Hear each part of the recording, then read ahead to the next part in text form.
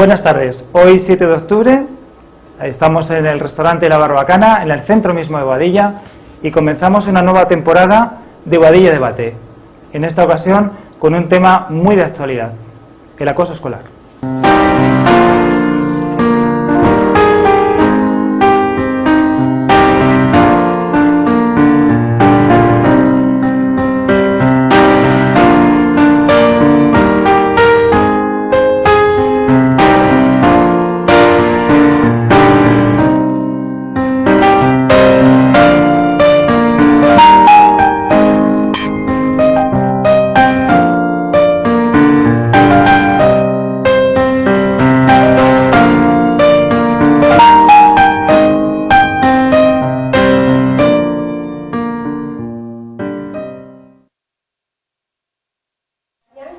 Iñaki Arredondo, representante de las AMPAs de Boadilla del Monte, muy comprometido con la educación y conocedor de primera mano de los problemas escolares.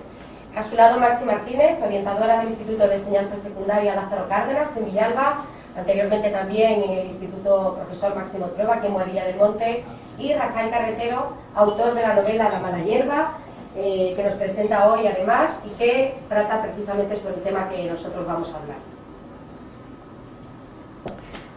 Muchas gracias por estar aquí. Efectivamente tenemos 3 invitados, pero ella añadiría un cuarto invitado, que es Lito. Lito es el protagonista de tu novela. Rafa, muchas gracias por venir. Gracias a ti, Ramón, por invitarme. Y es el motivo de este debate, es un tema muy candente hoy, como todo el mundo sabe. Ha salido incluso hasta Ana Pastor, el otro día sacó un programa sobre el tema del acoso escolar. Pero nosotros queríamos inicialmente hablar del acoso escolar con La mala hierba como punto de partida. Es una novela, yo creo que muy interesante para cualquiera, especialmente para un público adolescente.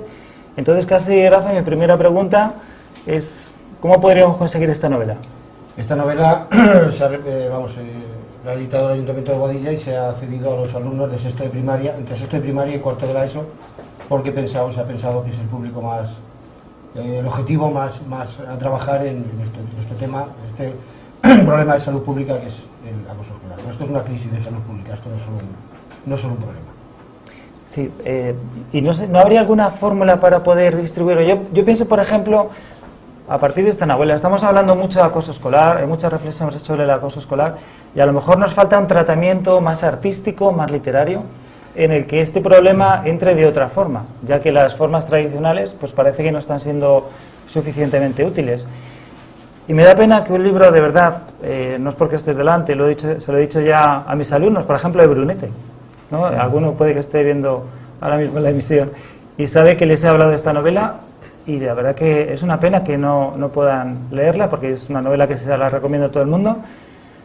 ¿No crees que en el futuro, yo desde luego pido aquí a quien tenga poder para hacerlo, que pudiese llegar más lejos? Sí, ojalá quien tenga poder, como tú dices, pudiera permitir que esto llegue más lejos. No está en mi mano, ni mucho menos, pero ojalá. La primera idea cuando escribí la novela no fue hacer una guía, porque guías hay muchas, pero no había una historia de un chico en primera persona que contara lo que le había pasado. Ese fue el objetivo, y sí, estaría muy bien de nuevo que llegara a mucho más público. Ojalá. Porque la historia que nos cuenta Rafael es la historia de Lito, un adolescente que sufre acoso escolar. Un acoso que se insinúa de alguna manera, ya aparece en primaria, pero que sobre todo se va a dar en secundaria, que coincide con el paso al instituto, pero no es por el instituto, ¿verdad? Es por la edad, por una evolución en la adolescencia. Y sobre todo lo que más me parece interesante es cómo vive el chaval esa experiencia del acoso y cómo la traslada a los demás, que básicamente podríamos decir que no la traslada, ¿verdad? Sí, es que la documentación que he tenido que estudiar para esta novela, esto no es fruto de la casualidad, ni mucho menos, sino después de consultar muchísimos casos en internet, de ver miles de entrevistas. La verdad es que la víctima lo pasa muy mal. Hay una primera experiencia que tiene, que es el miedo, y una segunda, que es el silencio. Silencio más absoluto. Nadie se entera normalmente de que un chico o una chica está sufriendo este problema si no hay ayuda de otra persona, que no es él, evidentemente. Tiene que ser el grupo de trabajo objetivo, que es los que están sonriendo. Él lo vive en la más absoluta soledad, como todos los chicos. Desde luego es una de las ideas que más destaca la novela, la soledad. Y una idea que también transmites muy bien que a mí me ha parecido especialmente conmovedora en la historia, es que él no se lo cuenta a otras personas por amor propio, pero no lo cuenta en la familia porque no quiere provocar dolor en la familia. Eso me parece muy trágico, ¿no? Sí. Un adolescente que está asumiendo todo ese dolor, se lo quiere comer él solo y no lo cuenta a los padres porque piensa que sus padres van a sufrir. A mí esa idea me parece absolutamente genial, la novela, y muy bien desarrollada. Él ya sufre bastante como para preocupar más de su familia. Su familia achaca problemas en la adolescencia, problemas de buena adaptación al centro escolar, que puede que los haya en un momento determinado, pero sí es verdad que él no quiere cargar a su familia con ese peso que bastante lleva él. Él no los quiere preocupar. Y por lo que he leído, por lo que me he documentado, sí suele ser una situación bastante real que la persona lo sufra él solo, no lo comparta con nadie, por miedo y por no ser una carga, incluso. Una carga malentendida, pero una carga. Es una novela que habla del acoso escolar, pero exactamente, ¿podríamos definir lo que es el acoso escolar, Maxi? El acoso escolar en los centros se caracteriza por tres elementos básicos. El primero es que lo produce un alumno o un grupo de alumnos contra otros con la intención de hacer daño, bien sea de forma física, verbal, emocional, social, etcétera. Una segunda característica que tiene es que siempre se da un desequilibrio de poder. Siempre hay uno fuerte y otro que es más débil, o un grupo que se asocia entre ellos para tener fuerza y atacan al más débil. Y una tercera característica, que es que no se produce de forma aislada. Si estuviéramos ante un conflicto que se puede producir con cierta virulencia, pero es aislado, no hablamos de acoso escolar, hablamos de un conflicto con violencia.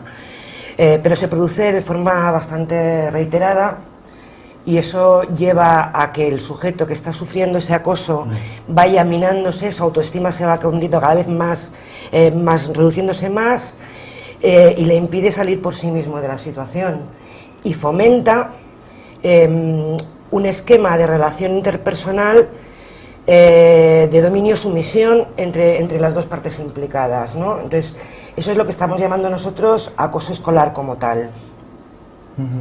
Pues tenemos noticias, ¿verdad?, sobre precisamente el acoso escolar en la Comunidad de Madrid. Sí, en estos días se ha hablado de la actualización del protocolo que está llegando a los centros escolares para iniciar todos un protocolo común para tratar de parar ese problema, porque los datos que nos han revelado son, desde luego, alarmantes, ¿no? Nos dicen que en el último año el acoso ha crecido un 159%. Nos dicen también que las causas detectadas son pues entre un 34% porque alguien se siente diferente, un 22% por su físico, que les va minando también de alguna manera, y se está enviando estos protocolos a los centros escolares con mejor o peor fortuna, porque también sabemos que ha habido reacciones al protocolo. Iñaki, alarmantes. ¿Están los padres alarmados? ¿Está la sociedad alarmada? A ver, yo te puedo contar. Nosotros lo que hemos hecho al pensar en este tema es, lo primero, darnos cuenta, creo que tengo acople en el micro, ¿no? Lo primero es darnos cuenta de que no es un tema de que hablemos como de otros. O sea, que lo primero es que nosotros mismos no hablamos del tema, tampoco tenemos mucha información, es decir, es un tema que en los centros se puede tratar en casos concretos, pero no es un tema del que se hable, y no nos ha dado tiempo a reflexionar por qué no se habla, ¿no? Pero hemos empezado a intuir algunas cuestiones, ¿no? Primero, se trata como un tema personal entre un grupo y otro, una persona y otra, como tú decías, entre víctima y agresor.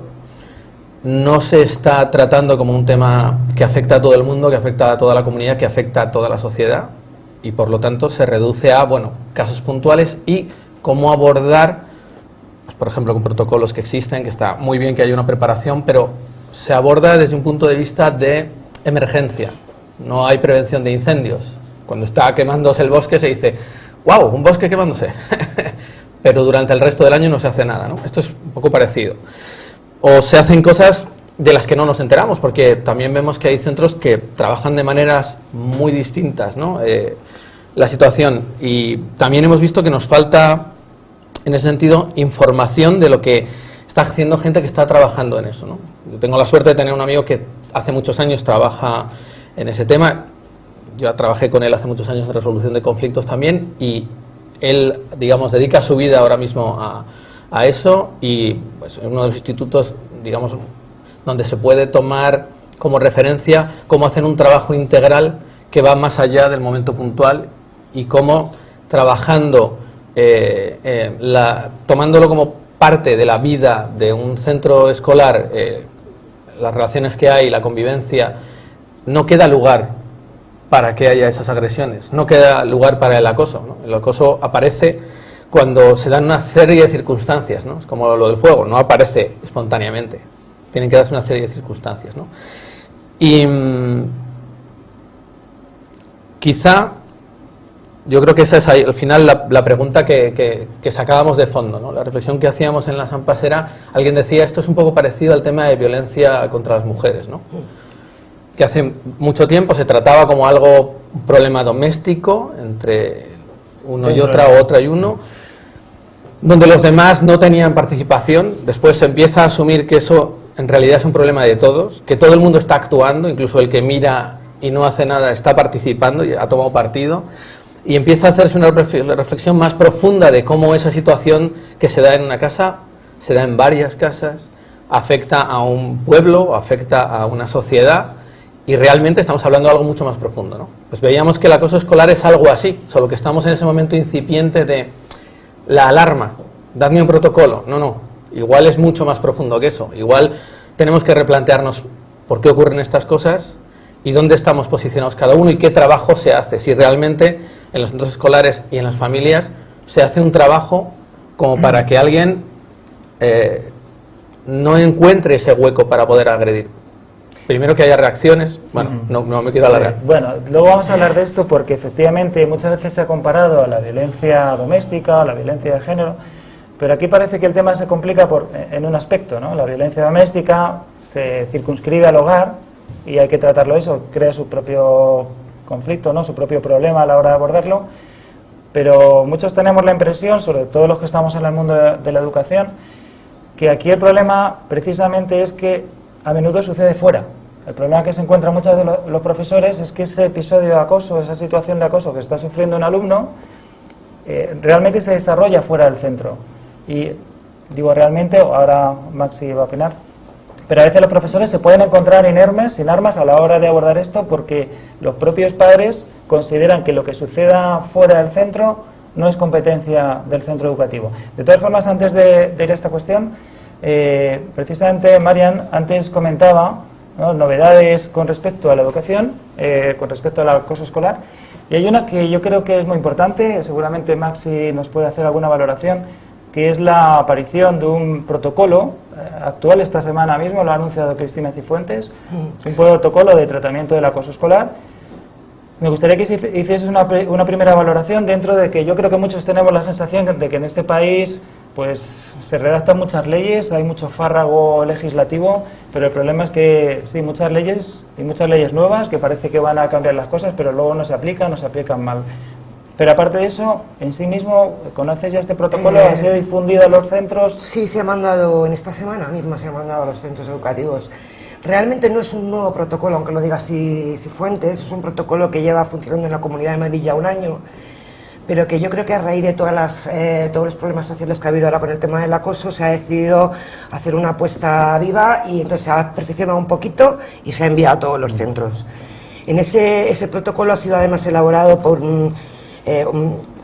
son compañeros del ámbito de la educación, con lo cual, muy curiosamente, a mí es un protocolo que me gusta, porque una cosa que traía Iñaki que me parece fundamental es que aunque yo os haya dado una definición de acoso escolar en el que hay una víctima y un acosador, de repente se tiene en cuenta el acoso como algo mucho más profundo, más en la raíz, que tiene que ver con los valores que están en nuestras sociedades actuales, con el uso de determinados instrumentos que nos hacen que ya no haya una relación impersonal o personal dediada, sino que de repente sea una relación que invade todo el campo de las personas a través del internet y demás, y donde el hecho de que se produzca acoso escolar afecta a toda la comunidad educativa. Por tanto, se trata de hacer una intervención mucho más amplia que la que es personal cuando ha habido un problema. Muchos centros educativos no intervienen o no quieren tener un plan de acoso escolar, porque reconocer que hay acoso escolar en los centros es, en cierta medida,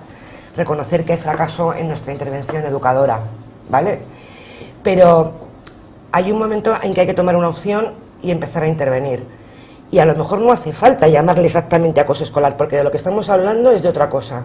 Es de convivencia, de interiorizar la norma, de aprender que el conflicto puede ser constructivo si se resuelve con diálogo, de una forma comprometida y responsable, de saber que hay otras formas de resolver problemas que no pasan por la violencia física, por la humillación, etcétera, de fomentar comunicación asertiva entre los chicos, es decir, hacer todo un trabajo de prevención que va a favorecer que la gente sepa resolver conflictos sin necesidad de acudir a la humillación del otro. Sí, pero Maxi, yo ahora voy a hacer un poco de abogada del diablo. Sí, a lo mejor el reglamento, el protocolo está estupendamente.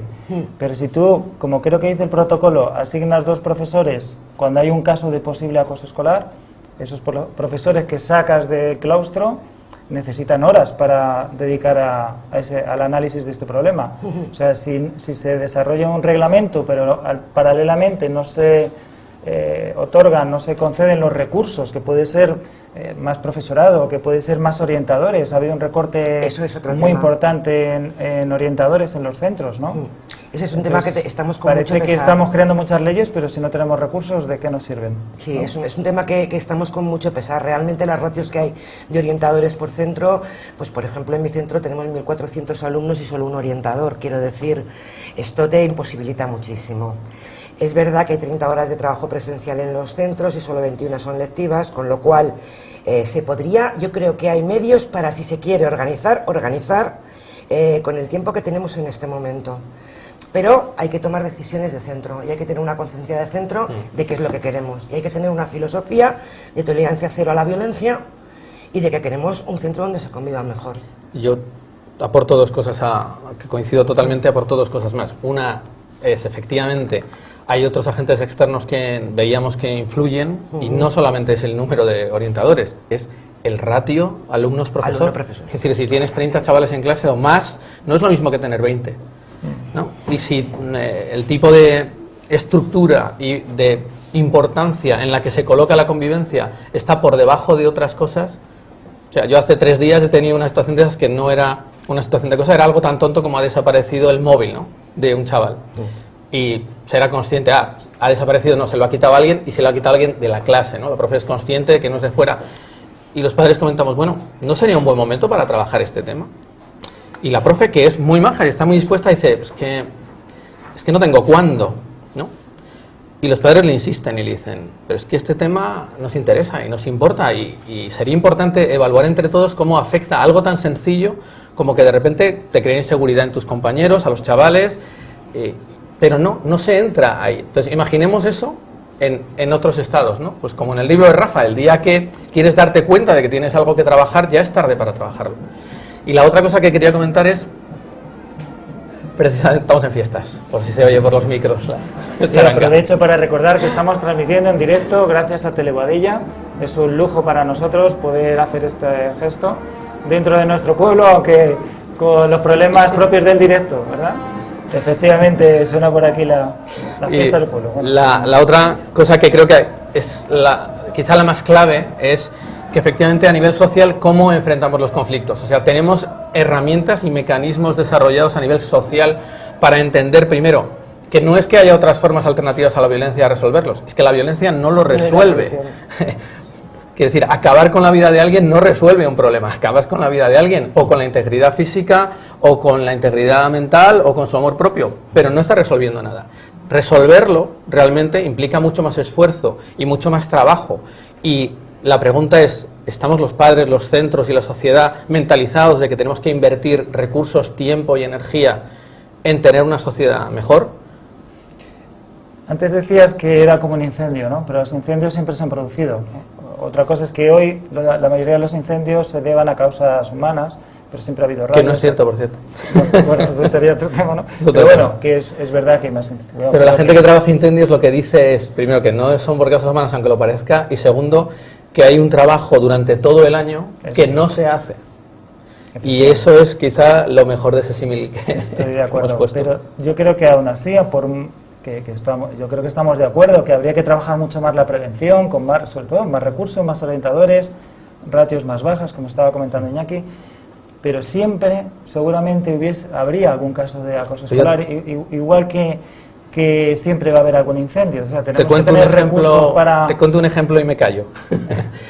De lo que conozco de las personas que trabajan esto de una manera más integral, lo que ocurre es que no es que pongan más orientadores solamente a trabajar en ello o el centro se mentalice, es que toman acciones concretas como por ejemplo involucrar a los alumnos directamente, que ellos sean parte desde el principio, que ellos tengan responsabilidades, que ellos sean alerta, que ellos incluso apoyen unos a otros. Te estás adelantando mucho. Entonces los recursos se usan de otra manera simplemente, ¿no? No sí, es eso íbamos a hablar que también. falta, perdón. No, bien. Listo. Precisamente... Vamos a hablar primero de las causas y luego cómo se pueden abordar, pero me gustaría que Rafa, que se ha documentado, ha escrito una novela en la que yo creo que se transmite muy bien la evolución y las causas se sugieren. Nos dices tu opinión sobre las causas, porque hay un elemento aquí que todavía no ha salido, pero estoy seguro que muchos padres tienen en la cabeza, que lo ha complicado enormemente. Yo no sé si estos datos que ha dado la Comunidad de Madrid son reales, si realmente es que haya más acoso escolar o que se perciba como tal, pero es indudable que la entrada de las redes sociales en el ámbito educativo lo ha trastornado todo. El acoso escolar ha existido siempre, todos cuando estudiamos de niños nos acordamos de este al que se machacaba, siempre ha sucedido, pero la entrada de las redes sociales creo que lo ha agravado. Entonces me gustaría que hablases también un poco de esto y que incluso, porque muchos padres se preguntarán cómo podemos tratar este tema en las redes sociales, e incluso una pregunta que se podrían hacer muchos padres es ¿cuáles son, entre comillas, las más peligrosas? Porque, por ejemplo, Facebook no me parece a mí que sea... ¿no? En tu novela, por ejemplo, el protagonismo lo tiene claramente los WhatsApp. Sí, es que WhatsApp es la mayor fuente de problemas. Son grupos, lo que se ha llegado a denominar la web apaleador, que son grupos que se crean simplemente para insultar a un chico o una chica, con ese objetivo, única y exclusivamente. Pues una web, pues un grupo de WhatsApp o llamémosle X. Instagram también mucho, Instagram, ¿no? Instagram, AXFM es una red muy complicada, muy peligrosa porque se basa en un supuesto anonimato. El problema que ha tenido el ciberbullying, que es como se denomina el acoso escolar cuando se utilizan las redes sociales, es que no acaba en el colegio. Antes todos sabemos que esto ha existido, pero tú te ibas a casa y si yo tenía un problema, al cerrar la puerta de clase se quedaba ahí. Me iba a mi casa, estaba con mis amigos, con mi familia, no tenía más problemas. El refugio que tengo, que debería encontrar en mi domicilio, al amparo de mis padres, se pierde. El refugio 24/7 desaparece porque tienes el acoso continuamente a tu espalda. Si miras el móvil tienes 200 mensajes que te están insultando, si miras el ordenador tienes un montón de correos. El acoso no termina en la clase como terminaba antes, sino que se dispara y continúa a lo largo del día, incluso fuera del horario escolar. Por lo tanto, no es un problema que lo tengamos los padres en casa, que sí que está, pero que esto tiene su origen donde lo tiene, que es en el centro escolar, evidentemente. Si no existiera el centro escolar, no existiría el acoso escolar, pero como ese es el origen, se extrapola a casa a través de las redes sociales.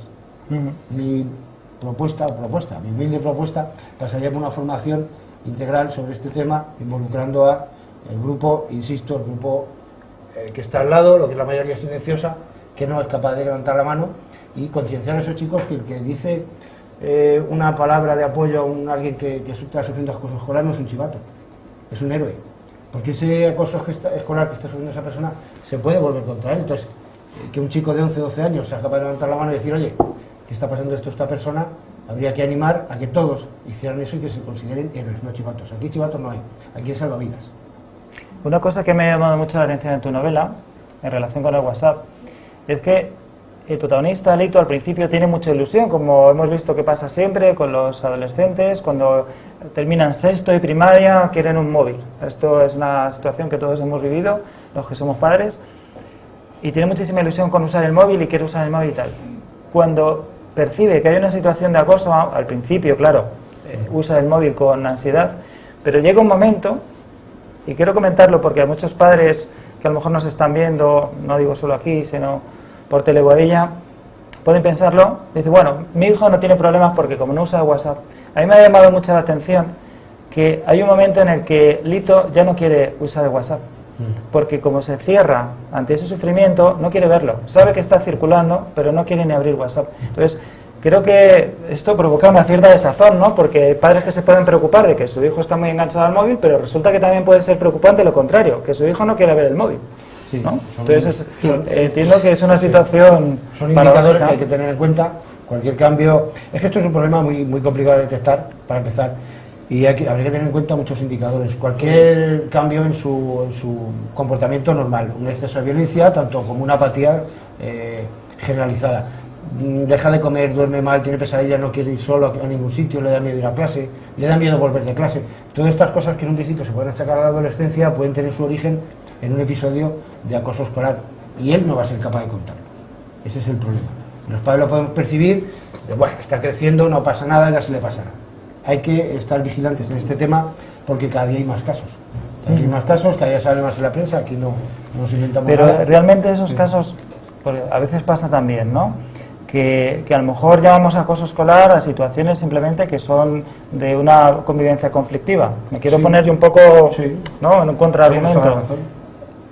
O sea, son cifras realmente fiables, porque que se haya triplicado prácticamente de un curso para otro es como para echarse a temblar. Si el curso que viene se vuelve a triplicar, quiere decir que más del 50% de la población escolar está sufriendo Pero acoso. de verdad que no sabemos diferenciar entre acoso escolar y otras situaciones conflictivas, me cuesta creerlo. No lo sé, O sea, depende ¿no habéis tenido ningún acoso escolar o no recordáis? Yo sí recuerdo, yo he tenido acoso escolar, he visto un montón de gente a mi alrededor, no es algo que se pueda confundir. Es más, yo para abrir un poco debate, como estamos de acuerdo en casi todo, no coincido en la parte de las redes sociales, fíjate. Igual es porque yo trabajo mucho con tecnología y porque recuerdo la época en la que había acoso escolar sin tecnología. No es verdad, aunque lo digan los chavales de hoy, os aseguro que no es verdad esa cosa idílica de que antes, cuando volvías a casa, tenías la seguridad del hogar. No es cierto. Cuando tienes acoso escolar, estás pensando lo que pasa al día siguiente en el cole. Tú en casa no estás tranquilo. Y en tu libro, el chaval no duerme y no come. No tiene ninguna tranquilidad. Cierto es que la parte de redes sociales puede incrementar ese recuerdo de prepárate mañana, ¿no? Porque está ahí rondando, ¿no?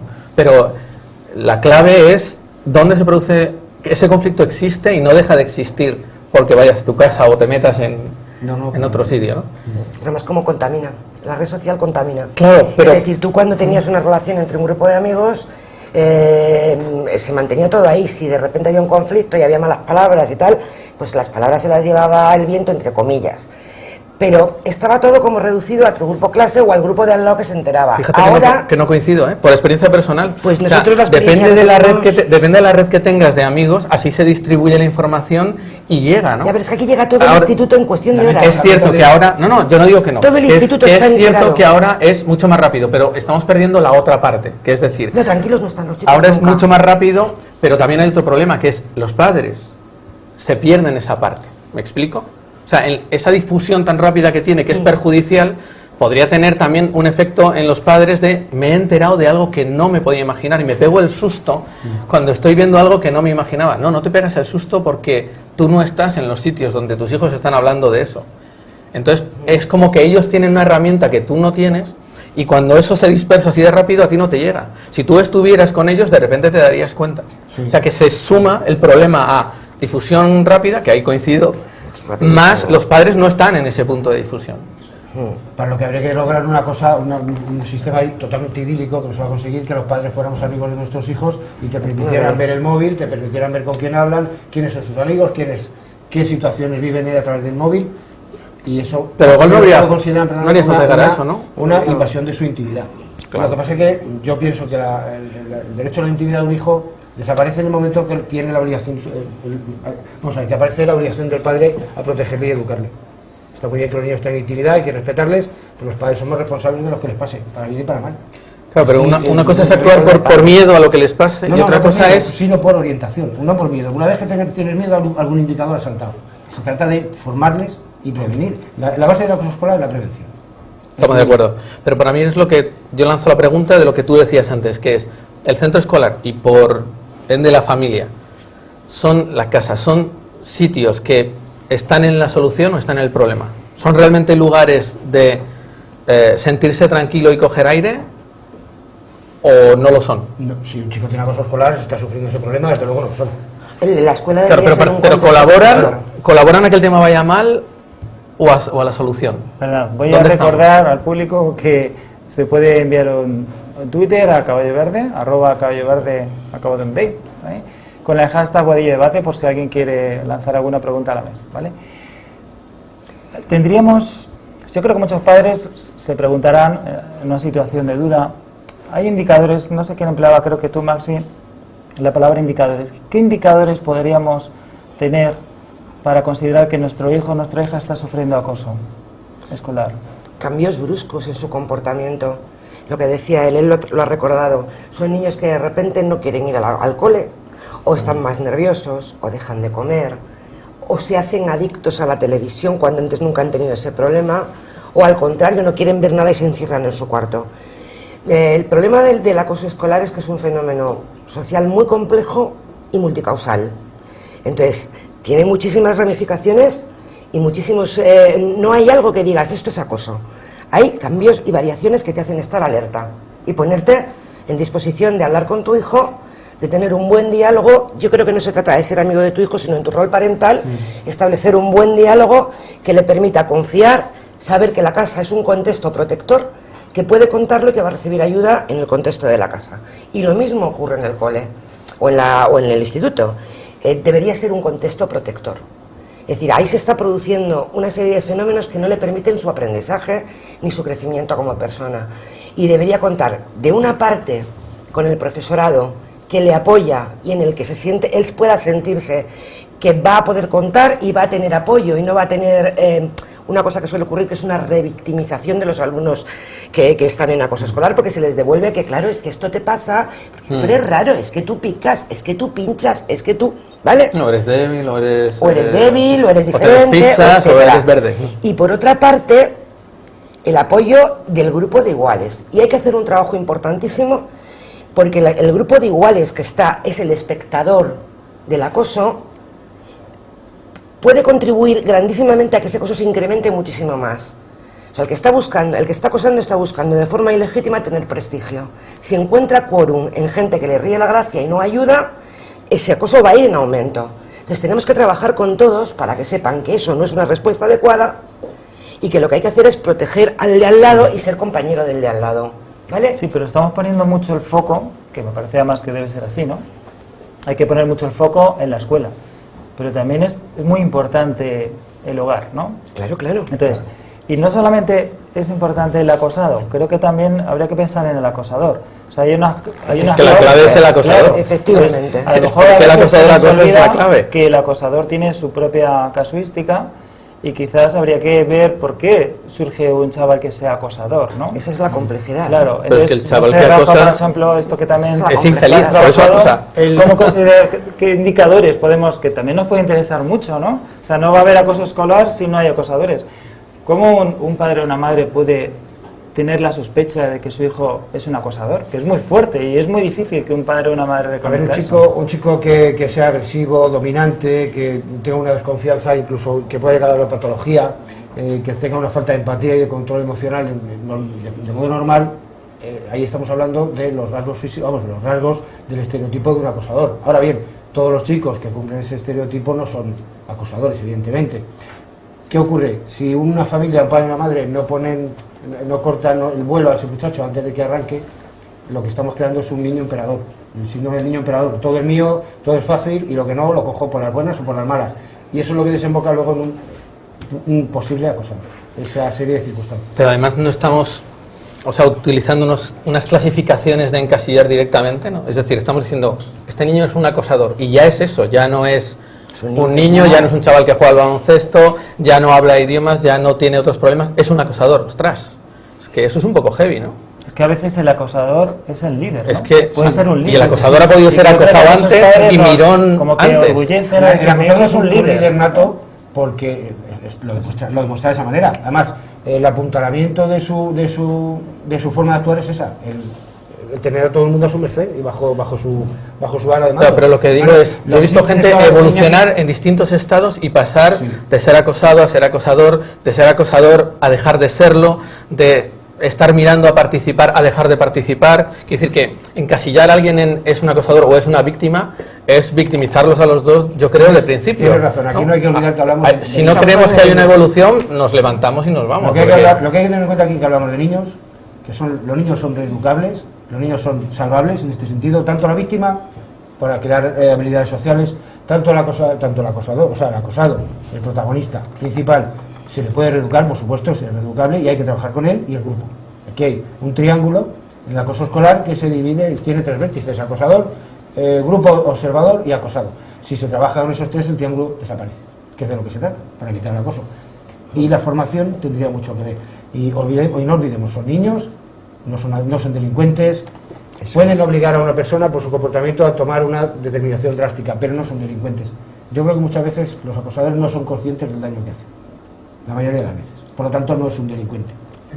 Fíjate que no coincido ahí, ¿eh? Y aunque lo fueran. Yo creo que son totalmente conscientes del daño que hace y por eso lo hacen y por eso lo mantienen, porque ven que el daño que hacen funciona para una serie de cosas. Igual lo que no tienen es la vista de a dónde les va a llevar ese tipo de relación o de cómo acaba el cuento, ¿no? Yo veo muchas veces que los acosadores no son...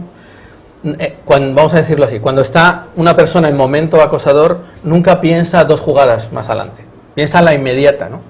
Y en tu libro se ve claramente, ¿no? Cuando le duele algo y se siente mal, sacude y no piensa lo que va a pasar después, y cada vez sacude la siguiente, ¿no? Entonces, igual eso también es una cuestión de aprender a prever un poco qué es lo que va a ocurrir, porque cuando luego ves casos de acoso en años y ves lo que ha ocurrido con esas personas, han podido dar unos vaivenes enormes. Tremendo. Entonces, yo lo único que diría es, primero, no les clasifiquemos a ellos, sino a los comportamientos, identifiquémoslo y clasifiquémoslos, y luego lo que tú has dicho, hay una evolución que no es que se pueda producir, es que se debe producir, es que, ¿no? La gracia debería ser trabajar, como tú decías, ¿por qué el acosador acosa? Que no te hemos contestado, es que seguramente hay cosas que trabajar de mucho antes, de casa, de otros estadios, de otros lugares, que acaban llevando a eso. Un acosador no es un tipo feliz, eso es lo primero que hay que entender.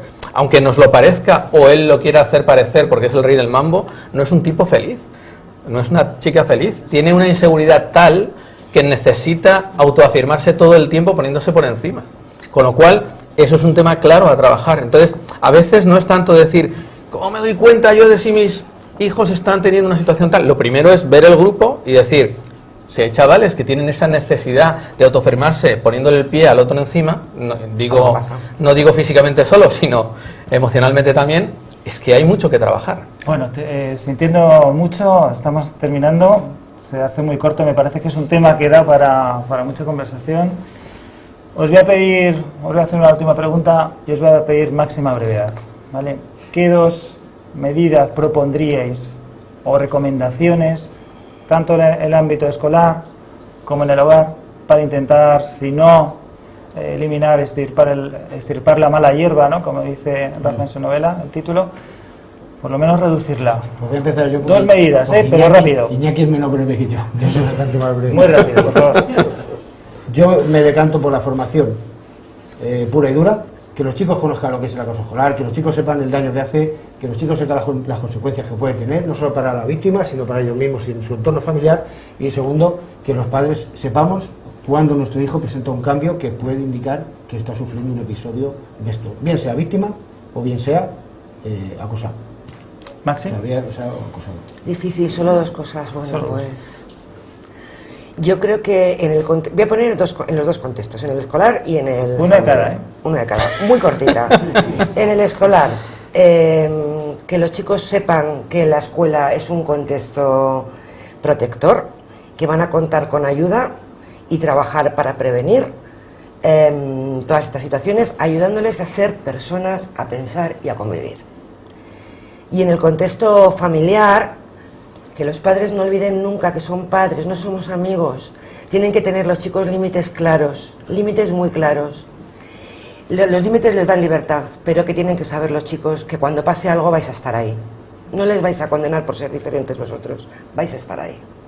Serían las 2 cosas. Iñaki, breve. Nah, ya no digo ninguna, que ya he dicho muchas. No, 2. Le dejamos 2.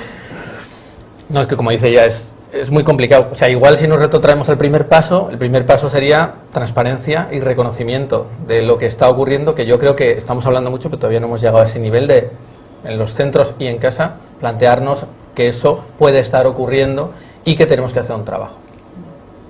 Yo voy a aportar 2 muy sencillitas, ¿no? A la vuestra, yo creo que la habéis dicho muy bien. Una es esta novela, vuelvo a insistir. El tema del acoso escolar hay que sacarlo de la escuela propiamente del hogar. Tenemos que que los chavales vean una película que trate el acoso escolar, que se lea en las escuelas una novela como esta. Esa sería una propuesta. Y la segunda propuesta, creo que es muy importante que los padres hablen con los hijos. Muchos padres estamos acostumbrados, yo me incluyo, aunque intento no hacerlo y creo que no lo hago normalmente, pero pasa mucho que llegamos del trabajo, comemos, incluso con los que tenemos la suerte de comer con ellos, y encendemos la televisión. Creo que en la novela está muy claro, ¿no?, que hay mucho aislamiento. Hay momentos en los que el chaval necesita comunicarse, el padre está cansado del trabajo, la madre reacciona de una manera que él no espera, entonces se achanta otra vez.